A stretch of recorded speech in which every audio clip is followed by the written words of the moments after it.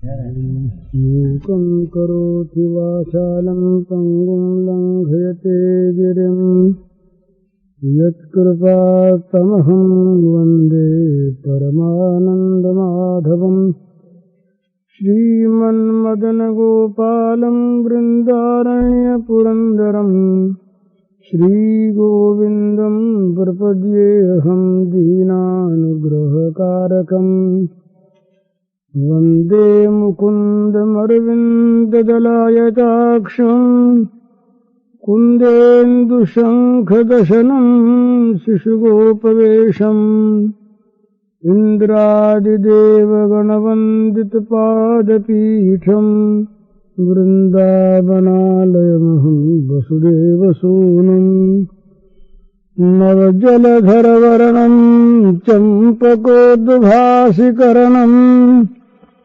विकसितनलिनास्यं विस्फुरन्मन्दहास्यम् कनकरुचिदुकूलं चारुबर्हावचूलं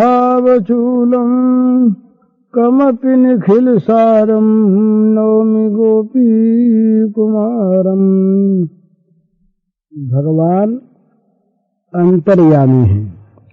हमारे मन के अत्यंत गुप्त स्थल में, जहां बहुत दफे हम नहीं पहुंच पाते, वहां भी भगवान विराजित हैं और वहां जो कुछ हो रहा है उसे भगवान निरंतर देख रहे हैं। भगवान से छिपकर या छिपाकर कोई काम हम कभी कर ही नहीं सकते। ये आस्तिकता का सिद्धांत है। आस्तिक पुरुष, भगवान को मानने वाला पुरुष कभी छिपकर पाप नहीं कर सकता। वो जानता है कि हम छिपकर जाएंगे कहां। हम जिस गुप्त स्थान में जो कुछ करते हैं उसको देखने वाले पहले से वहां मौजूद हैं। हमारी प्रत्येक क्रिया, हमारे मन की प्रत्येक क्रिया, हमारे चित्त की वृत्ति में होने वाली प्रत्येक चेष्टा, प्रत्येक भाव भगवान जानते हैं। तो भगवान के सामने कुछ भी छिपाकर हम रख नहीं सकते। जहां जहां हम छिपाकर रखना चाहते हैं वहां वहां पर हमारी आस्तिकता में कमी है। वहां वहां हम भगवान को नहीं मानते, ऐसा कहना चाहिए। तो आस्तिक पुरुष तो निरंतर भगवान के सामने रहता है, निरंतर भगवान को अपने सामने रखता है। यही सच्ची आस्तिकता है। और जो ऐसा करता है उसके भगवान कभी आंखों से ओझल नहीं होते। यो मां पश्यति सर्वत्र सर्वं च मयि पश्यति तस्याहं न प्रणश्यामि स च मे न प्रणश्यति। जो मुझको सर्वत्र देखता है और जो सबको मुझ में देखता है उससे मैं कभी दूर नहीं होता और वो कभी मुझसे दूर नहीं होता। ये भगवान के गीता में वाक्य हैं। तो एक आस्तिकता मनुष्य में आ जाए तो उसके सारे काम बन जाते हैं। आस्तिकता का बहुत बड़ा नमूना अपने यहाँ प्रहलाद है। बहुत आस्तिक हुए, करोड़ों आस्तिक हुए। प्रहलाद की आस्तिकता इतनी महान कि किसी अवस्था में भी प्रहलाद के मन में ये आया ही नहीं कि यहाँ भगवान नहीं है, यहाँ मेरे रक्षक भगवान नहीं है। एक बार हिरण्यकशिपु ने सोचा इसको बड़े बड़े विषधर सांपों से कटवाया जाए तब मर जाएगा। ये प्रहलाद को बड़े भारी भारी जहरीले नागों के पास भेज दिया और नागों के सामने डाल दिया। उसके मन में आया प्रहलाद के कि जो भगवान मेरे अंदर हैं वही भगवान तुम नागों के अंदर हैं, तो ये मुझे कैसे काटेंगे, और काटेंगे तो उनका विष मुझ पर असर करेगा कैसे, इनमें भी तो विष रहता है ना। यद्यपि ये बात व्यवहार से परे की है, परंतु प्रहलाद की आस्तिकता ने उन सांपों में ये चीज पैदा कर दी कि सांपों के डसने पर भी प्रहलाद मरे नहीं, जहर पीने पर प्रहलाद नहीं मरे, अग्नि में डालने पर प्रहलाद नहीं जले, कृत्या के द्वारा अभिचार करने पर प्रहलाद का विनाश नहीं हुआ। प्रहलाद ने सब जगह है, सब समय अपने भगवान को देखा और रक्षक रूप में पाया। अंतिम समय की बात प्रहलाद को गोद में बैठाकर हिरण्यकशिपु ने समझाना चाहा, और समझाते हुए हिरण्यकशिपु ने पूछा कि प्रहलाद, तुम इतना बढ़ बढ़कर बोलते हो, तुम्हें डर लगता ही नहीं? सारे देवता मुझसे कांपते हैं, सारा देव जगत हिरण्यकशिपु के नाम से त्रस्त है, और तुम जरा भी नहीं डरते, तुम्हारे पास किसका बल है?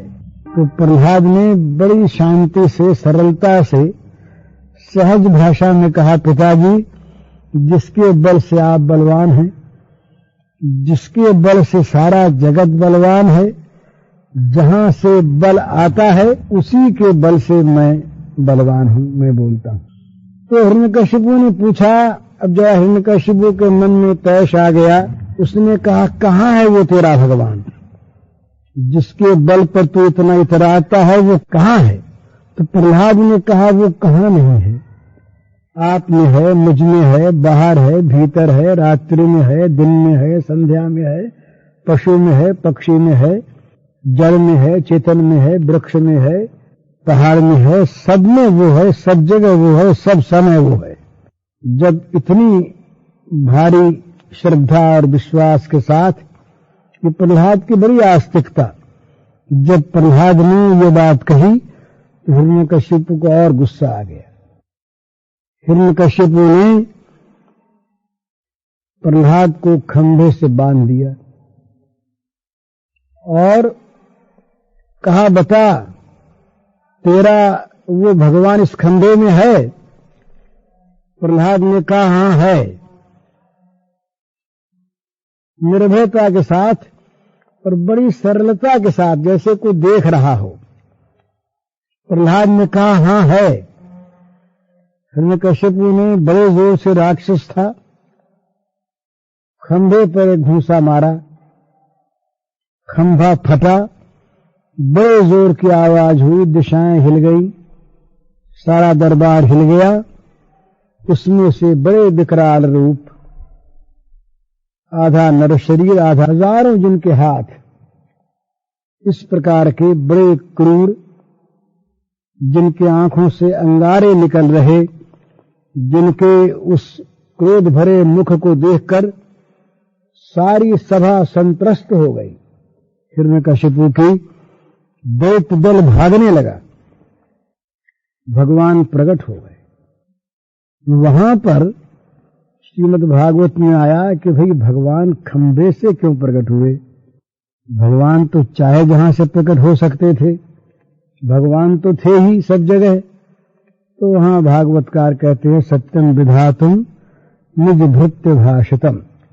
अपना जो सेवक था प्रहलाद, उस प्रहलाद गया ना कि खंभे में भी है, तो उसकी बात को प्रत्यक्ष रूप से सत्य कर दिखलाने के लिए थे, पर खंभे में है ये खास तौर पर प्रहलाद ने कहा और पूछा हिरण्यकशिपु ने, तो अपने सेवक की बात सच करने के लिए भगवान खंभे से निकले। तो ये प्रहलाद आस्तिकता, प्रहलाद के मन में जरा भी कहीं किसी समय भी ये मन में नहीं आया, नहीं है, और इसीलिए प्रहलाद ने भगवान से कभी कुछ मांगा नहीं। ये हम लोग जो दुख नाश के लिए किसी वस्तु की प्राप्ति भजन ही है, पर ये वास्तविक भजन नहीं है, असली भक्ति है। जब प्रहलाद से कहा भगवान ने कि प्रहलाद बेटा कुछ मांगो, तो प्रहलाद ने ये उत्तर दिया भगवान से कि ये स्वामी सेवक में आप में और मुझ में मांगने और देने की बात कैसे, ये आप कैसे कह रहे हैं कि तुम कुछ मांगो ले लो। जो ले लेता है वो क्या सेवक है? न सभृत्य सवै वणिक, भागवत में आया कि वो तो लेन देन करने वाला व्यापारी है। एक चीज दी बदले में कीमत ले ली। वणिक, वणिक माने व्यापार करने वाला, लेन देन करने वाला, वो व्यापारी है, भक्त नहीं। न सभृत्य, वो भृत्य नहीं है, वो तो वणिक है। तो प्रहलाद के मन में कभी कुछ मांगने की नहीं आई। क्यों नहीं आई? प्रहलाद इस बात को जानता है, परम आस्तिक है, सब जगह भगवान है, सब में भगवान है, सारी क्रियाओं में भगवान है, भगवान के सिवा कहीं कुछ है नहीं और होता नहीं।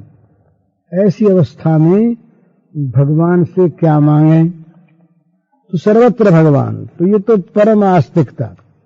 लेकिन इससे पहले भी जो वास्तव में भगवान को मानने वाले हैं, वो भगवान के सामने इसी रूप में पेश आते हैं कि महाराज हम कहें क्या, आप तो हमारे अंतर की बात जानने वाले हैं, कहें क्या। लेकिन भगवान बड़े क्षमाशील हैं, बड़े कोमल स्वभाव हैं। भगवान भक्त के मुंह से उसके हृदय की बात सुनना चाहते हैं। तो दो तरह के हृदय होते हैं, हृदयों के बड़े भेद हैं। दो तरह के हृदय होते हैं। एक हृदय होता है पश्चाताप से भरा, एक हृदय होता है माधुर्य से भरा। ये भक्ति के दो स्तर हैं प्रधान। जहां अपने में अब तक भक्ति नहीं और भक्ति के विरोधी कार्य जीवन में बने, उन विरोधी कार्यों की स्मृति से मन में पश्चाताप हो रहा है। वो अपने मन को भगवान के सामने खोल कर रखता है कि महाराज इसमें भरा है काम, क्रोध, लोभ, मोह, मद, मत्सर, दुनिया के सारे दोष, सारे अघ, सारे पाप इसके अंदर भरे हुए हैं। जीवन में ऐसा कोई काम हुआ ही नहीं जिसके लिए कहा जाए कि ये पाप से शून्य है। पाप का मूल क्या है? पाप का मूल है कामना, और जहां जीवन में कामना है वहीं पाप है। तो कामना शून्य कर्म ही निष्पाप कर्म होता है। कामना युक्त कर्म पाप युक्त कर्म ही माना गया है। तो वो कहता है कि मेरे जीवन में महाराज अच्छा काम भी मैंने किया, कभी वो भी कामना युक्त किया। मन में आपके स्थान में विषयों को प्राप्त करने की इच्छा रही। ये भक्तों की दृष्टि में ये बहुत बड़ा अपराध माना गया है। प्रेमी भक्त और भक्त लोग कहते हैं कि भगवान के स्थान में विषय को, भोग को लाकर बैठा देना, जो आसन भगवान के लिए सुरक्षित है हृदय का आसन, उस हृदय के परम आसन पर, दिव्य आसन पर किसी भोग को लाकर बैठा देना, कि ये भगवान का तिरस्कार करना है। जैसे हमारे घर में कोई बड़ा अतिथि आया हुआ हो, बड़ा सम्मान्य कोई पूज्य आया हुआ हो, उसके बैठने के लिए आसन बिछा हो, और उस आसन पर हम ला करके भंगे का झाड़ू रख दें, तो उसका प्रत्यक्ष तिरस्कार है ना। इसी प्रकार से, बल्कि इससे भी उसकी तुलना नहीं होती, भगवान के बैठने के स्थान में, हृदय के उस आसन पर हम यदि किसी विषय को बैठा देते हैं, किसी भोग को बैठा देते हैं, तो ये उसे गंदा कर देते हैं। बहुत मलिन वस्तु को ला कर रख देते हैं, तो ये बड़ा भगवान का तिरस्कार होता है। इसलिए भक्त लोग कहते हैं कि महाराज कहीं भी किसी प्रकार की भी आकांक्षा हमारे हृदय में कभी न जग जाए आपके स्थान पर। वो डरते हैं कि कहीं मोक्ष की भी कामना आ गई, कामना कहीं आ गई तो कलंक लग गया ना उस आसन पर। तो न मोक्षस्य आकांक्षा न तो विभववांछा पिचनने। शंकराचार्य कहते हैं भगवती न तो मेरे मन में मोक्ष की आकांक्षा है न वैभव की आकांक्षा है, तुम्हारे स्थान में तुम ही रहो। चैतन्य महाप्रभु ने कहा न धनम न जनम न सुंदरीम कविताम वा जगदीश कामये। हे जगदीश्वर, मेरे मन में न धन की कामना है, न जन की कामना है, न सुंदरी कविता की कामना है। तो क्या चाहते हो? मम जन्मनि जन्मनि ईश्वरे भक्ति रहित की सदा त्वयि। जन्म जन्म में तुम्हारी अहेतु की भक्ति मुझे प्राप्त होती रहे। जन्म जन्म में ये नहीं मांगा कि मेरे जन्म का होना आप बंद कर दो, ये कामना है ना। भगवान के स्थान पर यदि मोक्ष की भी कामना आ गई तो भी वो समझता है कि ये मलिनता आ गई ना, अपने किसी सुख की इच्छा हो गई ना मन में तो मलिनता आ गई। माने मोक्ष में भी अहम के बंधन की चिंता है ना। अहम में अगर बंधन नहीं है तो मोक्ष किस बात का। मुक्ति किसी बंधन की अपेक्षा रखती है। जहां मैं बंधन से मुक्त हूं, ये वासना है, ये कामना है, वहां मलिनता है। तो भक्त इससे भी डरते हैं कि यहां तक कि भी हमारे मन में कामना न पैदा हो जाए। और विषय कामना को तो वो बहुत बड़ा अपराध मानते हैं, बहुत बड़ा पाप मानते हैं, कलुष मानते हैं।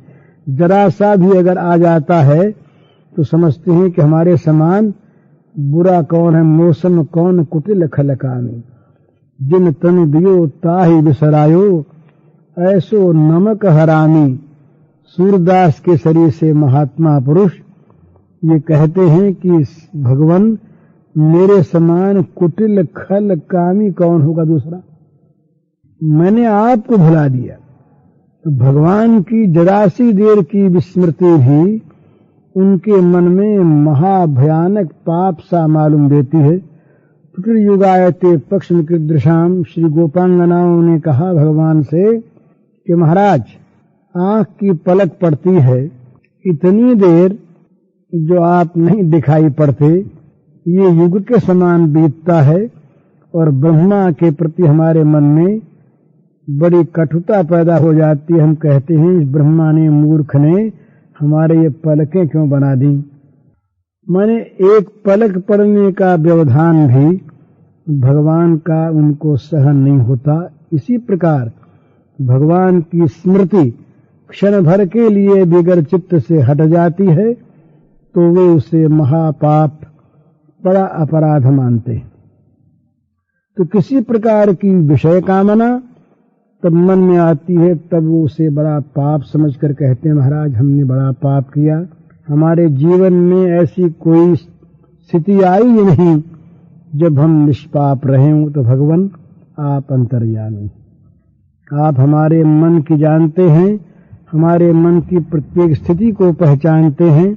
हमारी ओर आप न देखें, हमारे कृत्यों की ओर आप न देखें, हमारे बुरे स्वभाव की ओर आप न देखें, आप अपने विरुद्ध की ओर देखें, आप अपने स्वभाव की ओर देखें, अपने शील की ओर देखें और उसकी ओर देख करके हमें आप उबार दें। आपका काम ही यह है, स्वभाव ही है। एक तो ये हृदय होता है पश्चाताप का हृदय, एक भक्त का हृदय होता है मधुरिमा से भरा हुआ, जहां कभी किसी प्रकार की मन में कामना जागी ही नहीं। जागी तो केवल भगवान को प्रसन्न देखने की कामना मन में जागी, मधुरता से भरा हृदय। तो वहां ये प्रार्थना होती है भगवान से निरंतर। ये भगवान वहां उबारने की प्रार्थना नहीं होती, वहां प्रार्थना होती है कि क्षण भर के लिए भी भगवान आपका ये मधुर स्मरण जो है ये चित्त से न हट जाए। मधुर स्मरण माने स्मरण कई प्रकार के होते हैं। भय से भी स्मरण होता है, किसी वस्तु को प्राप्त करने की कामना से भी स्मरण होता है, कौतूहल से भी स्मरण होता है, आवश्यकता से भी स्मरण होता है। याद आना माने स्मरण होना।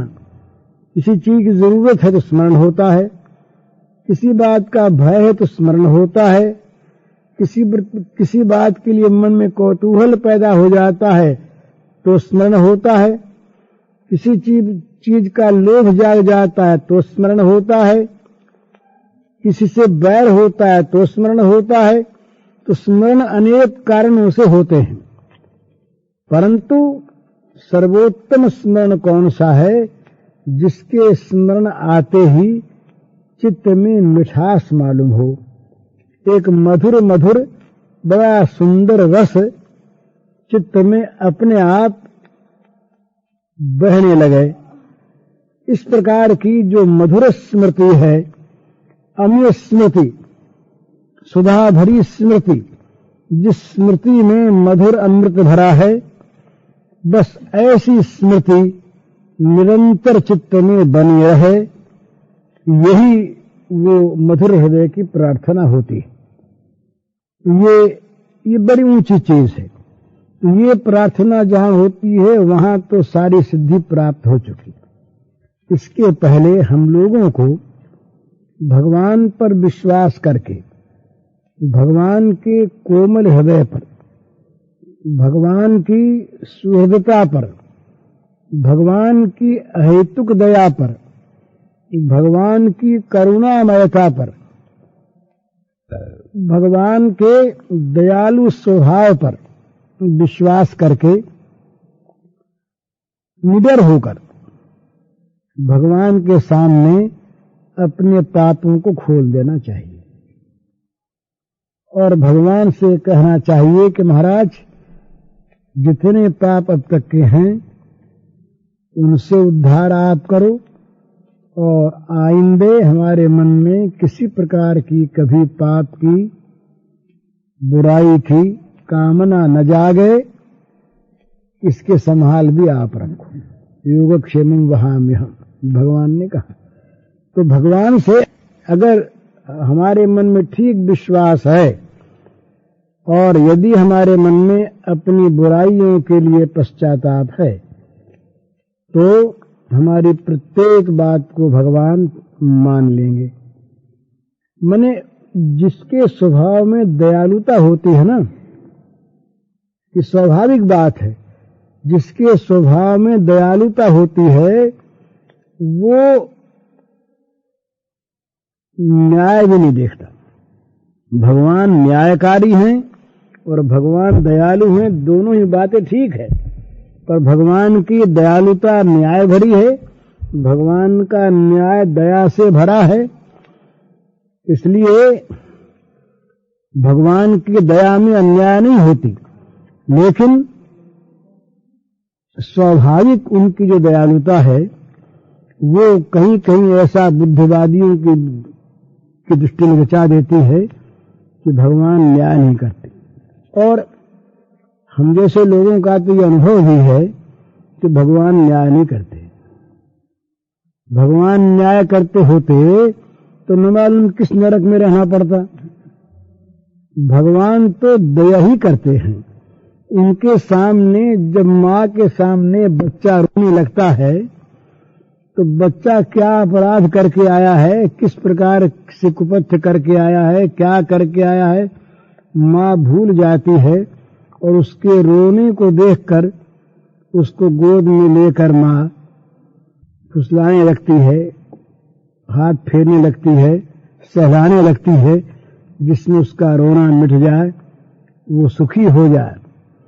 तो भगवान इस दयालुता पर हमें विश्वास करना चाहिए।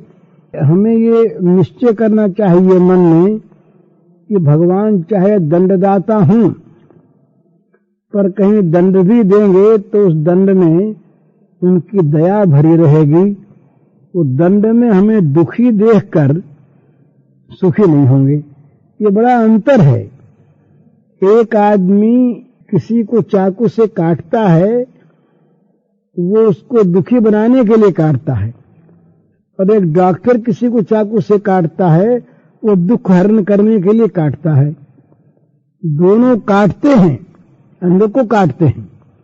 इसी प्रकार से भगवान कहीं दंड देते हैं किसी को, तो वो दंड देना डॉक्टर के ऑपरेशन की भांति निरोग करने के लिए है, न कि उसको दुखी देखकर सुखी होने के लिए।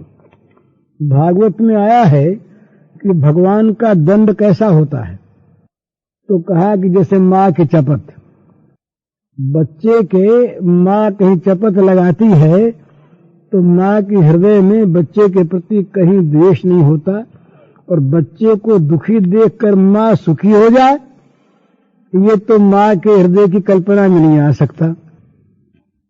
तो इसी प्रकार से भगवान कहीं हमें दंड देंगे तो वो दंड देंगे हमारे परम कल्याण के लिए। और सच्ची बात तो ये है कि वो भक्त समझेगा कि दंड देना भगवान जानते हैं, दंड देना भगवान जानते हैं। हमारे भगवान जो हैं वो हमारे माता पिता हैं, हमारे वो स्वजन हैं, हमारे वो स्वामी हैं। वो तो हमारे दुख को देख नहीं सकते, जैसे माता पिता बच्चे के दुख को नहीं देख सकते, जैसे स्वामी अपनी पत्नी के दुख को नहीं देख सकता, जैसे मित्र मित्र के दुख को नहीं देख सकता, इस प्रकार से भगवान हमारे दुख को देख नहीं सकते, तो वो दंड देंगे कैसे? क्योंकि हमारा दुख तो उनका दुख है। ये स्वाभाविक है ना, जहां स्नेह का संबंध है वहां स्नेही का संबंध स्नेहास्पद का संबंध होता है, उसका दुख हो जाता है। किसी बच्चे को दुखी देखकर माँ सुखी थोड़ी होती है, किसी पत्नी को दुखी देखकर पति सुखी थोड़ी होता है, पति को दुखी देखकर पत्नी सुखी थोड़ी होती है, हो नहीं सकती। इसी प्रकार से भगवान अपने प्रेमी भक्त को दुखी देखकर सुखी नहीं हो सकते, स्वाभाविक नहीं हो सकते। इसलिए प्रेमी विश्वास करता है अपने मन में, और ये सच्ची बात है कि भगवान दुख हमें दे ही नहीं सकते। क्यों नहीं दे सकते? कि हमारा दुख उनका दुख होगा। हमको दुख देने का अर्थ है उनका अपने आप दुख सहना। ये भगवान ने जब सीता जी को वनवास दे दिया तो भगवान राजा थे, राजा के स्वरूप में भगवान ने सीता का त्याग कर दिया प्रजारंजन के लिए, पर स्वामी के रूप में सीता का वनवास का दुख राम का दुख बना रहा। सीता के वनवास से, सीता के दुख से राम इतने दुखी रहे। ये उत्तर रामचरित को देखिए तो मालूम पड़ेगा कितना सुंदर वर्णन किया है उन्होंने, कि वो राम निरंतर, जो सीता के पति राम, राजा राम नहीं, सीता के पति राम निरंतर सीता के दुख से दुखी हैं। सीता का दुख उनका दुख। उन्होंने सीता को वनवास दिया, अपने को वनवास दिया। इसका अर्थ ये नहीं कि सीता को उन्होंने पराई समझकर अपने को निर्दोष साबित करने के लिए निकाल दिया, सो नहीं। सीता को निकालने का अर्थ है उनका अपने को निकाल देना। सीता के वनवास का अर्थ है उनका अपना वनवास, सीता का दुख उनका अपना दुख, सीता की पीड़ा उनकी अपनी पीड़ा। इसी तो यही सिद्धांत है। इसी प्रकार से भगवान अपने भक्त के दुख को अपना दुख मानते हैं, भक्त के संकट को अपना संकट मानते हैं, भक्त की पीड़ा को अपनी पीड़ा मानते हैं। अतएव वे भक्त को पीड़ित करके, दुखी करके, दंडित करके, क्लेश दे करके सुखी हों, ये बैरी का काम भगवान नहीं करते। ये तो दो चीज में ये चीज होती है, या तो बैर हो या द्वेष हो। वहां तो विनाश में सुख होता है, दुख में सुख होता है। जिसके साथ हमारा द्वेष है उसके दुख में हमको सुख होगा, और जिसके प्रति हमारे मन में बैर है उसके विनाश में हमको सुख होगा। लेकिन जहां बैर नहीं है, प्रेम है, जहां स्नेह है, जहां अनुराग है, वहां तो किसी का मरना सुन लेते हम अपने प्रेमी का तो दुख होता है। तो मारे तो कौन, सुन लेते हैं कि हमारा पुत्र, हमारा भाई, हमारा पति, हमारी स्त्री को ही चोट लग गई तो मन में बड़ा दुख होता है। तो हम चोट कैसे पहुंचाएंगे, हम मारेंगे कैसे, हम उसे दुख देंगे कैसे? तो सिद्धांत है कि स्नेह में, स्नेहास्पद का दुख, स्नेही का दुख अपना दुख होता है। द्वेष में, बैर में, बैरी का दुख अपना सुख होता है। ये बड़ा अंतर है। तो भगवान जो हैं ये किसी के भी बैरी नहीं है, ही नहीं बैरी। और जहां प्रेमी भक्त हैं वहां तो भगवान उसके हृदय में रहते हैं और अपने हृदय में उसको रखते हैं, उसके दुख से स्वयं द्रवित हो जाते हैं। तो सीता के लिए जब भगवान खोजते फिरे वन वन में, तो उस समय ये प्रश्न आया कि भाई ये बात क्या है, सीता के लिए रोते क्यों भगवान? इसलिए कि सीता रो रही है। सीता का रोना भगवान में प्रतिफलित हो गया। जैसे हम दर्पण में मुंह देखते, हमारा जैसा मुंह होता वैसा दिखता है, इसी प्रकार सीता का दुख भगवान का दुख बन गया। तो ये स्वाभाविक बात है। स्नेह में, प्रेम में, प्रेमी का, स्नेही का दुख अपना दुख होता है, और बैर में, द्वेष में, द्वेष और बैरी का सुख अपना दुख होता है, और उसका दुख अपना सुख होता है। तो चूंकि भगवान किसी के बैरी नहीं और प्रेमी के तो आत्मा ही हैं, प्रेमी के तो अपने स्वरूप है, प्रेमी को तो हृदय में रखते हैं। यूं तो सबके अंदर समूहम सर्वभूतेषु न मे द्वेषोऽस्ति न प्रियः ये भजन तुमाम भक्त्या मयि ते तेषु चाप्यहम्। ये गीता में भगवान ने कहा, बड़ी सुंदर बात कही। समूहम सर्वभूतेषु, कहते हैं सारे प्राणियों में समान रूप से हम विराजित हैं। न मे द्वेषोऽस्ति और न प्रिय, न तो मेरा कोई द्वेष है जिससे मैं द्वेष करूं ऐसा कोई है, और न मेरा कोई प्रिय है विशेष, सब में समान। लेकिन ये भजन्ति तुमाम भक्त्या, जो भक्तिपूर्वक मुझको भजते हैं, मयि ते, वे मेरे में हैं, तेषु चाप्यहम्, और उनमें मैं हूं। तो जहां प्रेम है, प्रेम भक्ति है, वहां पर भगवान प्रेमी में है और प्रेमी भगवान में है। साधु हृदय मह्यम साधूनाम हृदयम तोहम मदन्य तेन जानन्ति नाहम तेभ्यो मनागपि। श्रीमद् भागवत में ये भगवान की वाणी है। भगवान कहते हैं कि वे भक्त साधु मेरे हृदय हैं और मैं उनका हृदय हूं। क्यों ऐसी बात? तो कहते हैं कि वो मेरे सिवा किसी को नहीं जानते, मैं उनके सिवा किसी को नहीं जानता, इसलिए वो मुझ में और मैं उनमें। तो जहां ये संबंध है वहां भगवान दंड कैसे देंगे, वहां भगवान दुख कैसे देंगे, वहां भगवान पीड़ा कैसे देंगे? उनकी पीड़ा तो उनकी अपनी पीड़ा होगी। इसलिए जैसे आदमी अपने आप कोई कड़वी दवा लेता अपने रोग नाश के लिए, जैसे अपने आप आदमी अपने अंग को दबा लेता है, कटवा लेता है, इसी प्रकार से भगवान का भक्त के प्रति व्यवहार होता है। प्रेम का, प्रेम से भरा हुआ, उसमें कहीं पर द्वेष नहीं होता। इसलिए भक्त तो कभी ये बात सोचता ही नहीं कि भगवान मुझको दंड देंगे। वो समझता है कि मेरा दंड तो उनका दंड, मैं रोऊंगा और वो हंसेंगे, ये कभी हो सकता है? मेरे आंखों के आंसू क्या उनके हंसी के कारण बनेंगे? मेरे आंखों में आंसू आए तो पहले उनके आएंगे। मैं रोऊं और वो हंसते रहें, ये बड़ी विचित्र बात है। नहीं हंसते। ये प्रश्न किया ये महाभारत में एक दिन भगवान से प्रश्न किया पांडवों ने। ऐसी एक विपरीत स्थिति हो गई जब घटोत्कच मारा गया। रात्रि का समय, घटोत्कच भीम का पुत्र, हिडम्बा का लड़का राक्षसी का, रात्रि का समय, उसने इतना भयानक युद्ध किया कि सारा कौरव दल एकदम विचलित हो गया।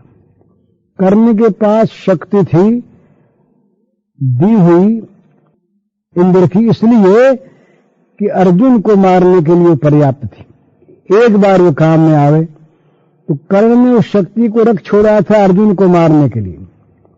पर उस रात्रि को घटोत्कच ने इतना भयानक युद्ध किया कि सारे कौरव वीर बिल्कुल घबरा गए। दुर्योधन घबराया, घबरा करके दुर्योधन ने आकर कर्ण से कहा कि कर्ण शक्ति छोड़ जल्दी, और जल्दी से तू इस घटोत्कच को मार।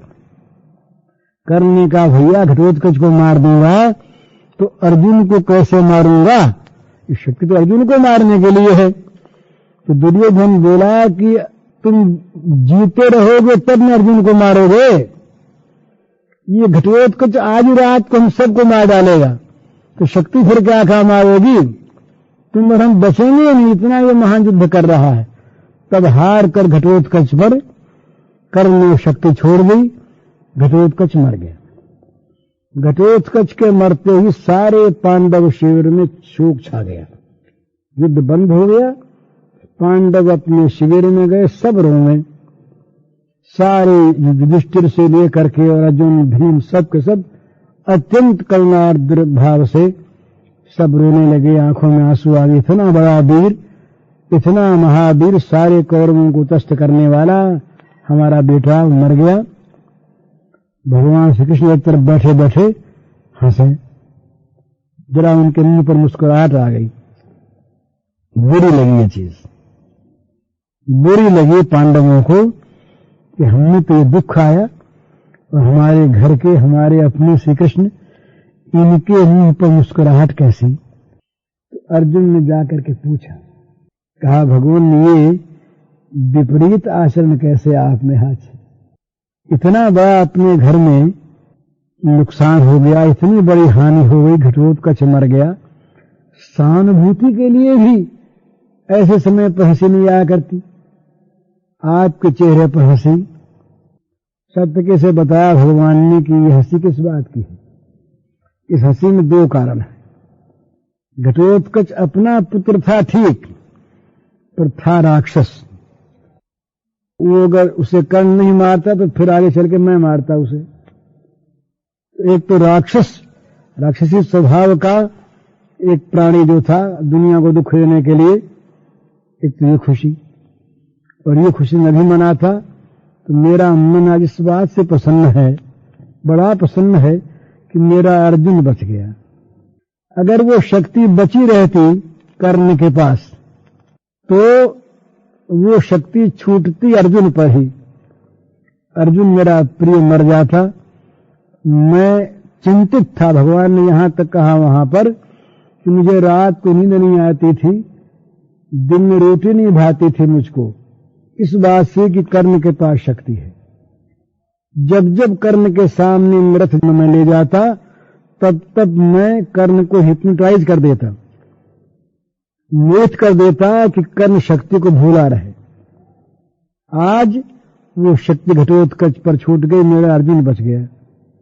बड़े प्रेम की बात कहिए, लेकिन मैं यहां पर यह कह रहा था कि दुख में प्रेमी जन कभी सुखी नहीं हो सकता। दुख की बात दूसरे के दुख में भी, प्रेमी के तो दुख दे तो कैसे, दे नहीं सकता दुख। तो भगवान किसी को दुख दें अपने प्रेमी को, भक्त को, ये संभव नहीं। इसलिए भक्त कभी ये मानता ही नहीं कि भगवान मुझको दंड देंगे, भगवान मुझको दुखी करेंगे, भगवान मुझको दुखी देकर सुखी होंगे। वो तो समझता है कि मेरे सुख से ही भगवान सुखी हैं, मेरे दुख से भगवान दुखी हैं। जैसे बच्चा समझता है माँ की गोद का, रोता है खुद, माँ रोने लगती है और नहीं रोती तो बच्चा देखता है कि रोती क्यों नहीं, मैं रोता और ये नहीं रोती, बुरी बात है। तो इसी प्रकार से भगवान का हृदय बड़ा कोमल, तो भगवान के हृदय को देख करके हम लोगों को ये बड़ा सुंदर तरीका है भगवान की कृपा पाने का। अपने सारे पापों को खोल करके अंतर्यामी के सामने, जानते हैं वो सब, उनके सामने रखने के महाराज ये हमारी दशा है और हम बस केवल आप पर निर्भर करते हैं। आप हमें इन पापों से उबारो, आप बचाओ, आइंदे पाप न बने। ये आप अपने बल से, अपनी कृपा से, अपने बिरद से, अपने स्वभाव से, अपने शील से, और भगवान में ये शील है। एक बार जो भगवान के चरणों में अपने आप को समर्पण कर देता है, भगवान उसके अपने बन जाते हैं, उसको अपना बना लेते हैं। तुलसीदास महाराज तो बड़े विश्वास के साथ कहते हैं कि राम का ये स्वभाव है, और राम के इस स्वभाव को देख करके भी तुम्हारे हृदय में अगर राम के प्रति भक्ति नहीं आई तो तुम्हारा जन्म व्यर्था। तुलसी राम स्वभाव शील लखी, जो न भगति और आई, तो ही जन्म जाय जननी जड़, तन तरुण था गंवाई। कहते हैं तुलसीदास जी कि तुलसी राम स्वभाव शील लखी, जो न भगति और आई। राम के स्वभाव शील को देख करके भी ऐसे, और तुम्हारे हृदय में अगर भक्ति नहीं आई तो ही जन्म जाय जननी जड़, तन तरुणता गंवाई। तो तुझको व्यर्थ ही जन्म दे करके मूर्ख माता ने अपने शरीर की जवानी को खो दिया। ये पुत्र पैदा किया, क्या फायदा? पुत्रवती जुवती जग सोजी, रघुबर भगत जासु सुत होई। न तरु बाज भली बाज बियानी, राम विमुख सुत ते हित जानी। पुत्र वही जो भगवान का भक्त हो, और भगवान के ऐसे शील स्वभाव को देख करके भी जिसके मन में भक्ति न उपजी, वो व्यर्थ का मनुष्य संसार में पैदा हुआ। तो भगवान का ये शील, भगवान का ये स्वभाव, भगवान पुरानी चीजों पर देखते नहीं, वो सुन करके और देख लेते हैं वर्तमान को। उनका ये कानून है, ये भी कानून है, अन्याय नहीं, ये उनके न्याय के अंतर्गत है। क्षमा करना भी उनके न्याय के अंतर्गत है। तो वो न्याय करते हैं, जब देख लेते हैं कि ये पश्चाताप करके और मेरे शरण में आ गया, आइंदे इसके द्वारा ऐसी बात नहीं होनी चाहिए, तो उसे अपना करके कहते हैं कि कोई बात नहीं, तुम्हारे अब तक के जितने जो कुछ हैं ये सब हमने माफ कर दिए। अपिचे सुदुराचारो भजते नाम अनन्य भाग, साधुरेव समन्तव्य सन्नगो व्यवसतो हि स। क्षिप्रम भवति धर्मात्मा सस्वच्छान्तिं निगच्छति, कौन्तेय प्रतिजानीहि न मे भक्त पन्नश्यति। भगवान ने कहा कि कोई बात नहीं, तुमने अब तक पाप किए, अब तुम निश्चय पूर्वक मेरे शरण में आ गए, मुझको पुकार लिया, तब तुम्हारे पुराने पापों का खाता बराबर हो गया। बस सन्मुख हुई जीव मुहि जबहि, कोट जन्म यगना सही तबहि। तो बड़ा सुंदर सरल तरीका है, बस दो ही बात की आवश्यकता है, अपने पापों का पश्चाताप हो और भगवान की कृपा पर विश्वास हो। भगवान की दयालुता पर, कृपा पर विश्वास करके हम अपना खाता खोल के उनके सामने रख दें कि महाराज घाटा ही घाटा है इसमें। भगवान अपनी संपत्ति से अपने आप को देकर हमारे घाटे की पूर्ति कर देंगे। ये भगवान का न्याय है, ये भगवान का स्वभाव है। उनके सामने को जाकर दुखिया बना रहे, ये भगवान को सहन नहीं होता। ये भगवान ने कहा सकदे प्रपन्नाय तवास्मीति याचते, कहा कि एक बार भी जो मेरे शरण में आकर के ये कह दे कि नाथ मैं तुम्हारा हो गया, तवास्मी, तो उसे समस्त भूतों से अभय कर देना, ये मेरा व्रत है। भगवान ने कहा ये मेरा विरुद्ध है, ये मेरा नियम है, ये मेरा व्रत है। सखा नीति तुम नीति विचारी, मम पन शरणागत भयहारी। सुग्रीव ने कहा विभीषण को बांध लीजिए महाराज, कैद कर लीजिए। रावण का भाई है, न मालूम जाने न जाए, निशाचर माया काम रूप के कारण आया, पता नहीं क्यों आया, इसके मन में क्या छल छंद भरा है। भगवान ने कहा बात भैया तुमने बहुत ठीक कही, तुम्हारी नीति बड़ी अच्छी, बड़ा सुंदर तुम्हारा भाव, यही करना चाहिए। परंतु भैया मम पन शरणागत भयहारी, करूं क्या? मेरा एक प्रणव है कि जो मेरे शरण में आ जाए उसके भय का हरण कर लूं, उसे बांधूं कैसे, भय दूं कैसे? ये भगवान का व्रत है, ये भगवान का नियम है, विरुद्ध है। इसलिए भगवान के इस व्रत पर, इस नियम पर विश्वास करके हमें अपने आज तक के जीवन को भगवान के अर्पण कर देना चाहिए। पश्चाताप युक्त होकर, विश्वास युक्त होकर, तो भगवान दया करके हमें क्षमा कर देंगे। ये उनका स्वभाव है। तो ये काम करा लेना चाहिए। वो बड़े अच्छे हैं, बड़े वीर हैं, जो कहते हैं हमको तो भुगताओ ही। वो बड़े अच्छे हैं, वो प्रेमी जन हैं। वो कहते हैं हमें कर्मों से मुक्ति नहीं चाहिए।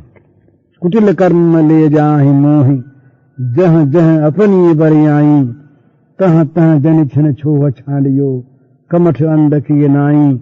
मेरे कुटिल कर्म कहीं भी ले जाएं, मुझे परवाह नहीं, छूटना नहीं चाहता मैं उन कर्मों से, परंतु आपकी कृपा बनी रहे, आप में मेरा प्रेम बना रहे। ये प्रेमी हृदय की बातें हैं। लेकिन हम लोगों के लिए जो पाप से त्रस्त हैं, जो नए नए पाप करने में लगे हुए हैं, जिनके द्वारा बराबर भूलें होती हैं, उनके लिए तो बस ये सहारा बड़ा भारी पकड़ना है उनका, भगवान का। महाराज हम आपके शरणागत हैं, आपके अनुगत हैं, आपके चरणों में आ गिरे हैं।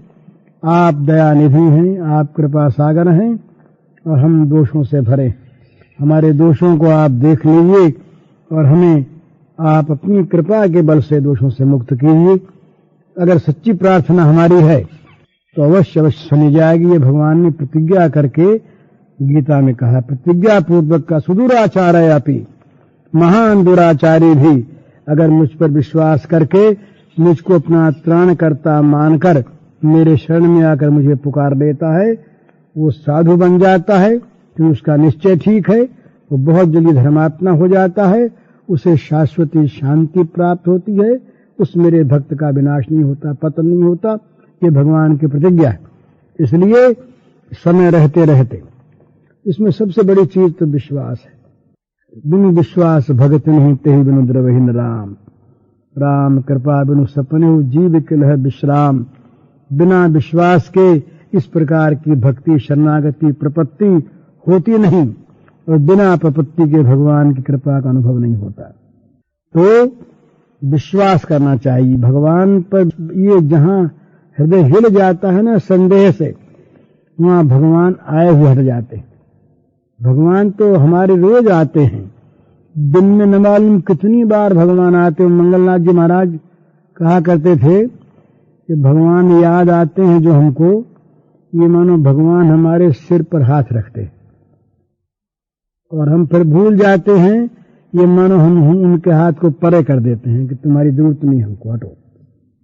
तो भगवान न मालूम कितनी बार हमारे हृदय में आते हैं, कितनी बार हमको बुलाते हैं, पुकारते हैं, आ जाओ भैया।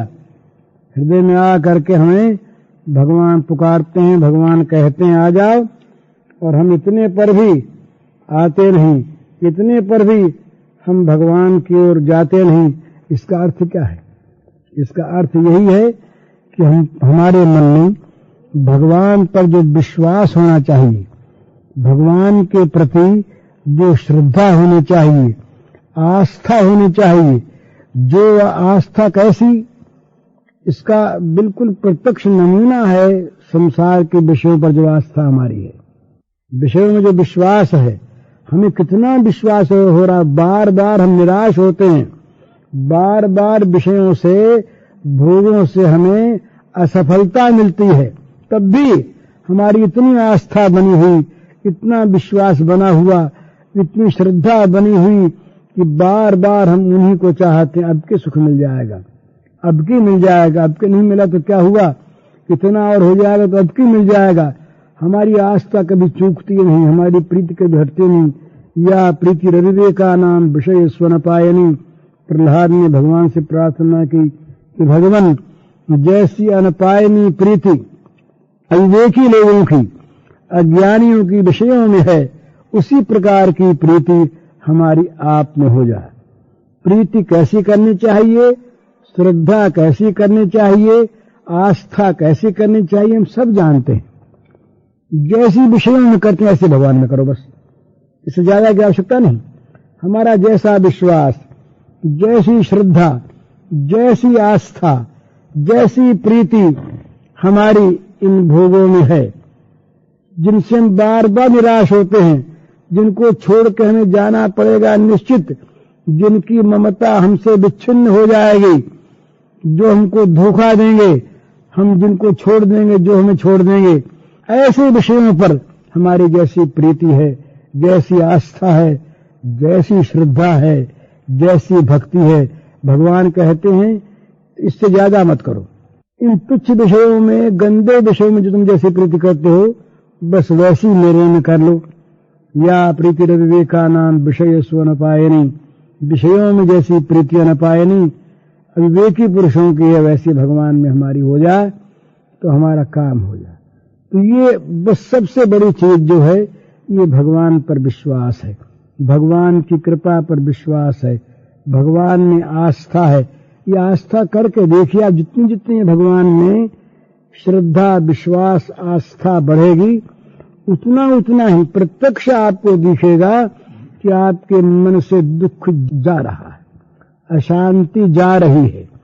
सारी अशांति, सारा दुख तो ये विषयों पर विश्वास करने के कारण ही है।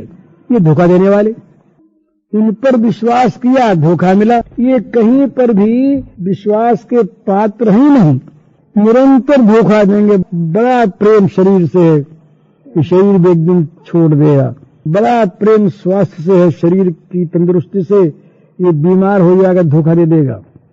बड़ा प्यार धन से है, पुत्र से है, पति से है, स्त्री से है, सौंदर्य से है, माधुर्य से है, रूप से है, धन से है, बड़ा है, दिखता है बस यही सब कुछ है। पर कुछ दिनों के बाद बस ये सब हवा हो जाएगा, सब दूसरा इसमें परिवर्तन हो जाएगा, धोखा दे जाएगा। ये सब चीजें धोखे की हैं।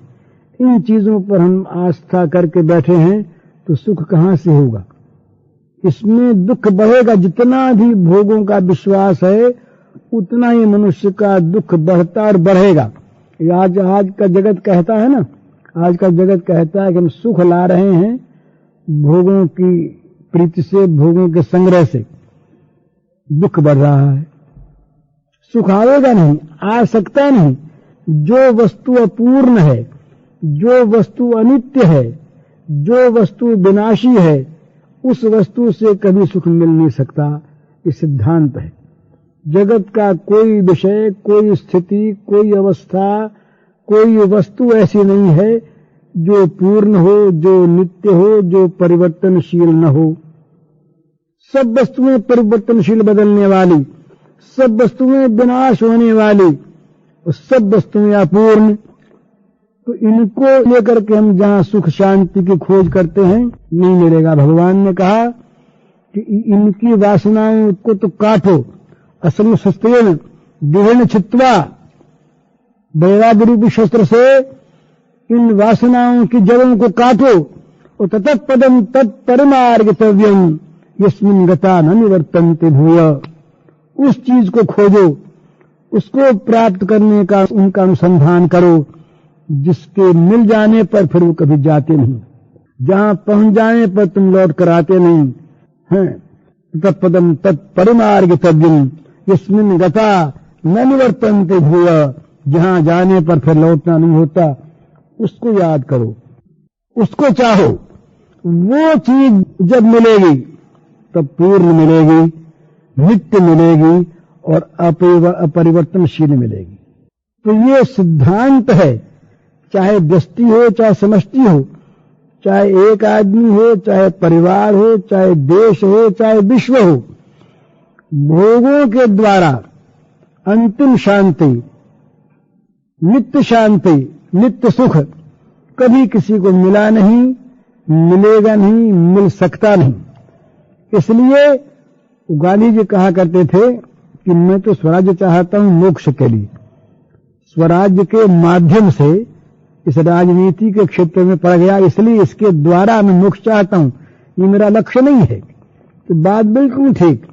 कर्मयोगी अपने कर्म के द्वारा, भक्ति योगी भक्ति के द्वारा, ज्ञान योगी ज्ञान के द्वारा लक्ष्य परमात्मा रखे, जो पूर्ण है, नित्य है, सनातन है, अपरिवर्तनशील है, तब सुख पाएगा, तब शांति पाएगा, तब दुखों का विनाश होगा।